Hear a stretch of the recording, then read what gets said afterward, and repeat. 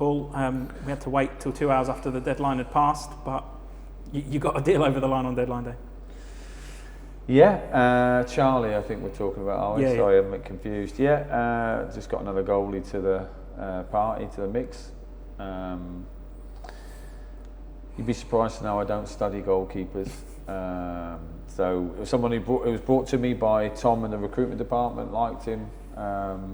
So yeah, spoke to Charlie, asked him about his season so far and his experiences and what he's like as a kid, and liked him. So seemed a good fit. He's been training with the group for a couple of days. So yeah, hopefully he'll enjoy his time with us, and you know, if needed, he can contribute. Is he here to challenge for number one, or is he here just as to bolster your goalkeeping unit? Yeah, everything really. I think everyone should turn up to challenge. I know Pato wants to play in goal, but I don't want to do that really. But no, I do think he's here to challenge. But so is the rest of the goalkeeping department. So it's no different. And you know, I'm pretty candid with the lads. The best players play. So you know, the challenge is there for him. How was the rest of deadline day though? I imagine there was plenty of spinning plates and moving cogs all the time. Yeah, a little bit. It wasn't too bad. I mean, in fairness, you know, on the last day of, and this is what even myself forgot, if on the last day I'd assigned Jay Matete,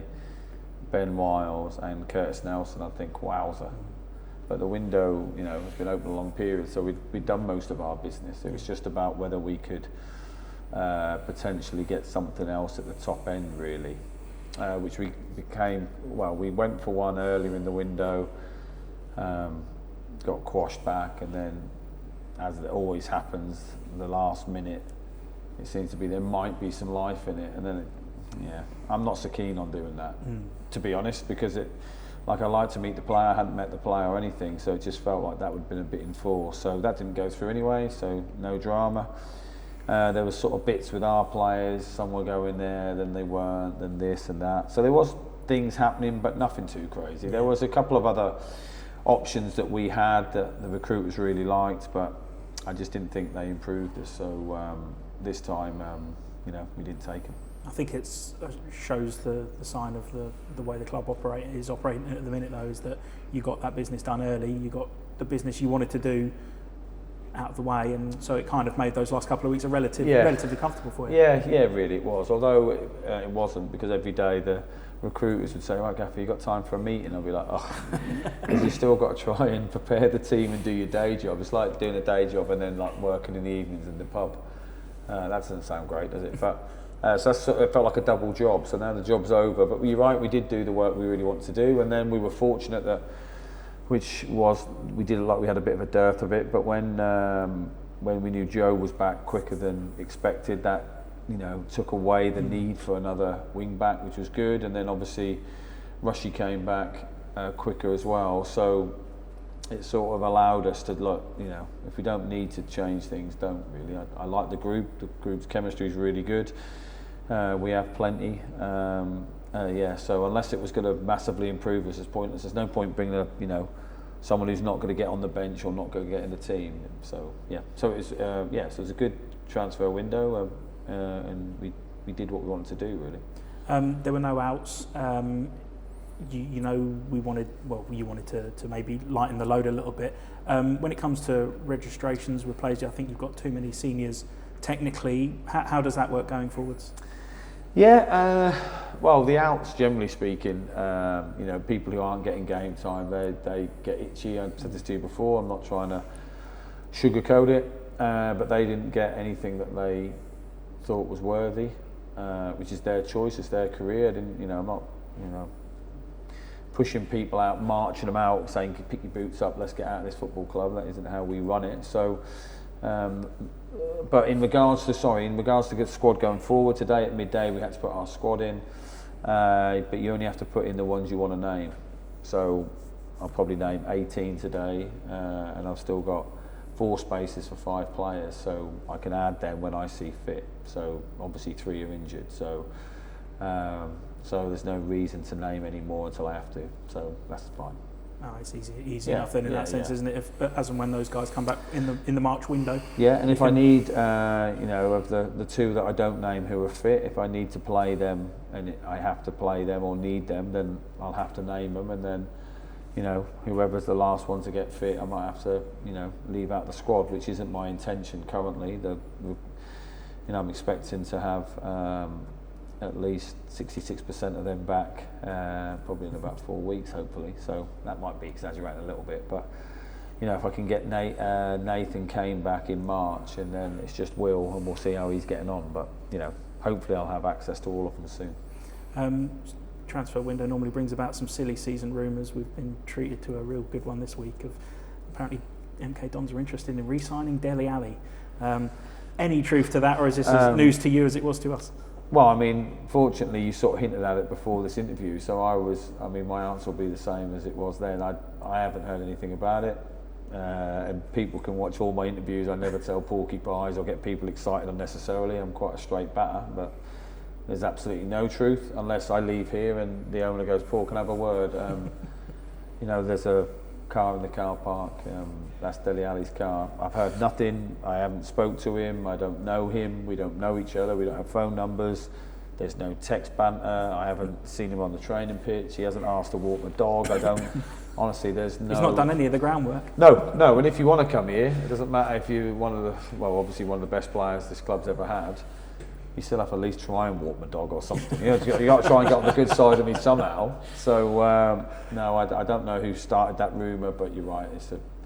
It's the crazy season, no doubt. But it's now all done and dusted. You've got your numbers for the rest of the season. It's now just about getting on with the football. Yeah, and it's quite nice from our point of view, from the coach's point of view. You know what you're dealing with. I spoke to the players on Tuesday at length about, look, this is how it is.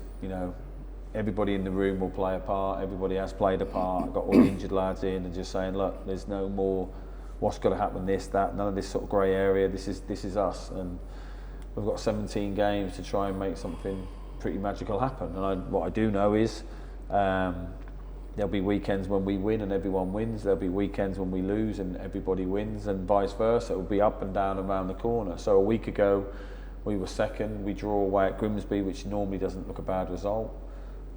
Probably a little bit worse when you're 2-0 up, but everybody else wins, and then you just drop down the pecking order. That's how it is. I expect it to be like that to the end. I'm not crying about it. I quite like the jeopardy of it all, to be fair. So yeah, 17 games, and if we're good enough to go up, great. We should be. I hope we are. The lads have trained excellent this week. In fact, the best they've trained. I don't know if that's a good omen though. I'd like to pretend to everyone listening to me going, "Oh, the gaffer said they train really well." That doesn't mean anything apart from the fact it means the last 2 nights I've slept great. So so we just go into each game as we always do, try and win the game. We've got on paper easier home games, in fairness, on paper. And I know it's not played on paper, but I also know, watching the games this week, that nothing's a given. So I saw Swindon get a penalty at Harrogate, and Harrogate could have scored before that. I saw Gillingham could have eased it. The keeper made 2 unbelievable saves for Notts County. They win 1-0. I see Walsall lose at Bristol Rovers, and it just becomes every game just increases the intensity. And I'm not saying it's a bottle job thing, but with a lot of my dressing room, including my staff, have been here before, so we're pretty calm. We expect, bad results, good performances, bad performances, but there'll always be an intent to go and try and win every game. How much are you looking towards next season already? Obviously there's going to be quite a few players who will be out of contract in the summer. Do you start looking at maybe that now, or do you look at that further down the line? Yeah, my absolute 100% honest answer is I do not look at that till the season ends. I just don't, because football management is precarious enough. I do well sometimes to get from one payday to the next, so I don't start to plan for next season. It'd be different, don't get me wrong, if we were, this year was we'd worked hard in the summer to go from a 5th bottom team to a top 3 team, and we've done massive steps, and we should still, in my opinion, get in the top 3, but that doesn't mean we will. But if it was just a consolidation season, it's easier to plan, but it isn't a consolidation season. It's we're going for it season. So we don't know how the ending writes, do we? So if we stay in this league next year, which players would I keep, which one would I move on, which ones do I think have performed well over the entirety of the season, and similarly, if we go up, which ones do I think we need to improve on? And so I can honestly say that I don't make any decisions till, I can't say it doesn't come into my mind that, for example, if someone hasn't played a game this year, the chances of me giving them extension is less than zero. So, but the contributors, there's always an opportunity, but I won't address any of that until there's a finality to our season. And that must be tough, though, as a guy who we know takes a lot of pride in getting to know his players and feels very sentimental towards some of the players. Sometimes you have to make those tough calls where it's like, we've taken you as far as we can, and vice versa. Yeah, and in fairness, most of the lads take it all right. They understand it. It's sad because I've seen it and I've had it in my own career that more often than not, the team that gets them promoted the following year doesn't play a great deal. So, like, if you look at the Leeds team and the Leicester team before, there's another team that literally changed completely. Sunderland, like, literally had no one. The Luton did similar, didn't they? Yeah, which is pretty brutal. In most of my promotion seasons, which is fair to say, virtually everyone who played at least 60% and above was there the following season.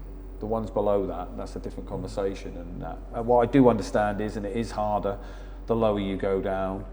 You know, for example, if one of my players has got, twins due in April, haven't got a contract, don't know where they're living, their missus is stressed, it isn't easy. My honest answer would be, look, if I haven't got an answer for you at the moment, I would always prepare for there not being anything here for you.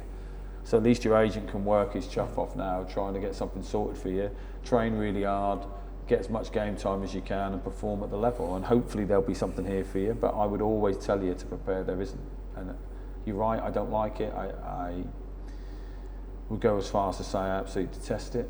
I've had it before where I met a player and then he left the room and I shut the door and I was in a right state for 10 minutes. I just felt horrific. However, I did know it was the right thing for the football club and it's the right thing for him, because if he ain't going to play, no one wants a contract. I remember once I left a club where the manager didn't give me a contract, but the owner kindly phoned me up and said, you can have one. And I said, look, there's no point in me having one off you, respectfully, because I need it off the manager. So it is the tough edge of football, and let's not forget, and like, these are people, they're not, I know they're like, I'm not saying they're superstars, but they are like elite, they are professional footballers, and every team you play are fighting hard and that, but they are people, they are sons, brothers, dads, husbands, so that side of the game is never nice, that is true. But I always think that any player who gives their all in training for us, and I'll never lie for anyone, but come the end of the season, if we are successful and there is a natural wastage, which there is at every football club, then they leave on a promotion season and they'll leave with my reference, which most people know in football, I'm pretty truthful. And so that's the best I can offer, really. And leaving with a promotion under their CV, that's as good a way to go out, isn't it? And also as a big tick in their CV. Yeah, to go and help them find another place. Yeah, definitely. And everyone wants to sign people who have had promotions. So when you put a squad together, you go, God, and what is he then? Well, he's 26. He got promoted twice at Leyton Orient. You're like, okay, then hang on a sec. He's a winner. That does help. But take all that away about the future. Like, in the present, like, no one knows what tomorrow brings. So you just got to enjoy your day. So look, is it nicer to train here when the team are winning every week? Yeah. Is it nice to be in the dressing room with the lads when you've won? Yeah. Is it nice to walk to your car when you've won? Yeah. Do you drive home and have yourself in a nice way because your team won? Yeah. All them things, like, the lads just want to win. If you watch the lads train in the five-a-side and they're losing, they go mental. Like, we had a couple of like rare ups this week in training, which I quite like. But all them things. So you would never, if there's a choice between a promotion season and a season, which for most players they do have a season, don't they? Just a nothing season, really. You would always take that. And if you're the sort of person that even if you're not in the team and you're one of your best mates beside you is in the team, you don't want them to win, then that's also a problem. And I have had that conversation with the lads this week. If I ever smell anything like that, then I'll just politely take you out of the squad. Fair enough then, isn't it? Yeah, exactly. Yeah. Well, you've got to, if you're part of a team, you're part of a team. You can't pick and choose when you are part of the team. You come in pre-season, train your kahunas off, and then by January, Feb, you're not getting game time. You think, you know what? I'm tapping out. Like, you either are that person or you're not. So I think I've got a pretty good smell of personality. Cheltenham then, team that I think was the game earlier this season, the first time I think we saw the team click into gear, and it was pretty emphatic to win 5-0 here. They're not in a great run of form, but they've had a lot of change over the last few months with new manager, new players. It's a wholly different prospect. Yeah. Was it 5-0 or 5-1? I don't know why I think it's 5-1. I think it was nil. Was it? Yeah. Nil. Okay. Well, I like to. What I wouldn't want to do is undersell teams if they'd scored and me and you want were to going, take Craig's 5-0. picture down off the wall. Yeah. I thought, wow, I thought it was 5-1 for some reason. Yeah, we played really well that day. I think, in fairness, at the time they were. There's always good times to play teams and bad times, and that was a good time to play. And they were a little bit flat. And you're right, what could go right did go right on that day. If I remember right, it was even a sunny day, which seems like years ago, doesn't it? Sunny and warm as well. Yeah, and then obviously since Steve took over, they picked up no end. And then, if you only go, like the last 5 or 6 games, they haven't had the results they possibly wanted. They've had good performances within it, but they haven't had the results. But if you just go just the other side of that, they had 3 wins out of 4. So that their team is no different to ours. They can go on a run of winning and they can go on a run of losing or drawing, which, in fairness to our lads, we talked about it earlier, the 20 games, I think we've won 10, drawn 6 or 7, lost 2 or 3, whichever way it goes, something like that. So look, there's no guarantees. So I think on their pitch, as there's always a home advantage, so their pitch is significantly smaller than ours, which is fine with me. I like our lads on tight pitches. I think we come away with it quite well, so that's good. But I also know that his teams are really hard to play against. They're really well coached. They're really confident on the ball. They're happy to play the ball about. And as I say in every interview, with complete honesty, we'll have to be at our best to win. We'll have to try and eradicate the set piece goals that we've conceded. We were saying today to the lads that in 7 games in the last 7 goals we've conceded 5 set pieces. If you take that out, you could add 4 or 5 points to our tally. We look great. So that is something that we've always been very good at, but. It just let ourselves down a little bit. I don't think we're getting cut open much in open play. I'm saying all this and I'll do an interview next week and you got cut open 7 times, I'll be like, great. But generally speaking, I think we reduced the opposition to very little. So we'll have to do that again this weekend if we want to win. And finally, you mentioned on Saturday that Callum Patterson was complaining of his knee, and obviously Conor Lemon-Evans was taking a big hit to the head. How are those two guys? Yeah, well, Conor won't be available this week. I mean, I'm not trying to make a joke of it. He still can't remember anything after leaving the hotel or something, which I wish as a manager sometimes that happened to me. Not so much the hit, but just if I could completely forget. I need one of them Men in Black pens, that look into the light and then that game's completely forgotten. That would be great. Just remember the 5-0 wins and not the 5-1s. So he won't play a part. He's building it up with his work next week with the team. He hasn't trained with the team at all this week. Pato done a part session today.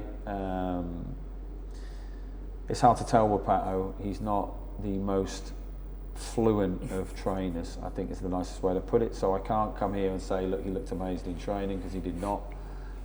He's still a little bit uncomfortable. So we'll see if he gets a reaction from the bit part he done today, which was not very much, and hopefully he can train tomorrow. But if he isn't right, then I won't risk him.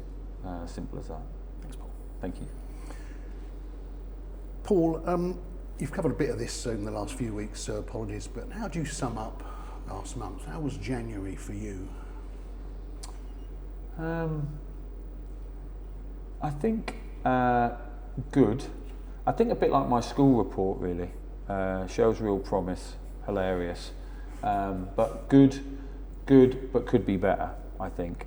So I don't dislike the way we played, and they've all been different sort of games. Like the game against Grimsby was completely different to the game against Bristol Rovers, which was completely different to the game against Shrewsbury. So I think the lads have adapted really well over it. So as an actual father of the group, as the elder statesman, I think I'm pretty proud of the performances. I just wish we would have collected more points. And if I sat here today and we would have, which we should have been better at seeing the game out at Grimsby, I'd have been cock-a-hoop. It'd have been 4 wins on the spin, all different sort of games, pretty all similar really. I thought we were although Bristol Rovers caused us problems, we didn't really concede many open chances. But I think I'd have been really pleased, but unfortunately my opinion of it is judged by the points. So I just think we've come up a little bit shyer than I would have liked. Yeah, fair comment. There's the draw against Grimsby you mentioned there, from being 2-0 up. I think a few weeks earlier we did the same with Chesterfield here. Yeah. To be fair, we've had two all draws, one with Tranmere, one with Barnet, and we're both behind in those games. Yeah. So it happens all over the place. Do you want to be 3-0 up before you're sure you're going to win a game? Yeah, I'd take 4 if I'm honest. Yeah, I mean that's why football's good though, isn't it? I mean I know, all joking aside, and this job will finish me off, but it is enjoyable because of that. So I was watching Newcastle, Man City, and it was 3-0 at half time. Newcastle scored to get 3-1, but it was really 5-1, and it started getting a bit edgy, and I'm thinking, from a neutral, you're thinking there's no chance. But if you're a Man City fan, you're thinking there's every chance. They get another one here, it's going to cause problems. So there hasn't been many games this season that we go behind in. We were saying about it today when we pick subs. We don't, when we try and change it, we're not very often chasing the game. The only games I can remember are the Tranmere, where we had 10 men and we miraculously got a point, which would be poignant if we ended up being successful off 1 point. And the other one was Barnet, when we were so poor first half, great second half. And in fairness, I thought we were excellent first half against Grimsby. We could have had 3 penalties, we could have had a sending off, we could have had loads happening. And in the end, they're going to come for you. And it's just hugely disappointing, the 2 goals we conceded. But I also knew at half time the game wasn't over, because if they score early on, they get their tails up. They're at home, they've got nothing to lose. They attack you. So we were looking at where we've conceded goals over the season and how we've conceded late set piece goals, and we're trying to work out, is that because we get loads more in the last 15 minutes because teams have got nothing to lose, or is that because you concede because you've made loads of changes, and sometimes your main headers of the ball have come off the pitch, or there's a confusion thing. So I just think that if we could have turned a couple of them draws into wins, we'd be handsome. But then you could say that about any team, couldn't you? Every team draws, it's not just us. But I do understand that, even the top teams in the top league, at 1-0, they don't feel comfortable. And winning football is difficult, it is. And there's no point disputing the fact that the psychology of it comes into it. I don't want the lads to think that when we're 2-0 up now, it's oh no, that's a problem then. So we try and show them logically what went wrong, not the feeling of it that no, that this went wrong. This is why we conceded the set piece, because this job wasn't done. This job wasn't done. You do them jobs like you did on the other 8 set pieces. This is your outcome. So I don't want anyone thinking that there's some sort of, not voodoo, but you know what I mean. There's some we need to, because psychology is key. So I need the lads to always keep upbeat and positive, and that's why mostly when we're 2-0 up, we're trying to get a third. However, the opposition are making it as hard as hell to stop you. Top 6 team at the moment, 5 games unbeaten now, brilliant goal difference, best one in the league. I'm still sensing an unease though around here, that the spectre of the playoffs is still hanging around. Is that fair? Yeah, we haven't been good enough to nail ourselves in the top 3, so it is fair. And if it is a playoff fate, then I'd take it on. I don't want to. Obviously, I'd much rather finish on May the 1st and travel Italy with my wife. But it is what it is. If you're in the top 3, you deserved it. People can tell me about, or fans at every other club, look, we were unlucky, or we were lucky here, or one hit the post and hit someone's knee. But look, over 46 games, I think it's fair to say everyone agrees that the ones who deserve it get it. If we're not good enough and we don't deserve it, we won't get it, and we'll be in the playoffs and we'll fight. However, we're not in them yet. So with 17 games to go, I think the top 7 currently look like they've sort of pulled away a little bit. However, 2 more games down the line, Chesterfield are then suddenly in it. For example, a team out of the 3 to 7 might have just had a bit of a sticky wicket and it just changes. But I would have thought the top 7 will be out the top 10 now. I can't see anyone having a real charge at it. And unfortunately, at the moment, like I said at the start of the interview, when you want to go up, we'll probably have to win 11 games, I reckon, out of 17. So we're going to have to win some on our travels, and hopefully that will start this weekend. Good luck. Thank you. Thank you.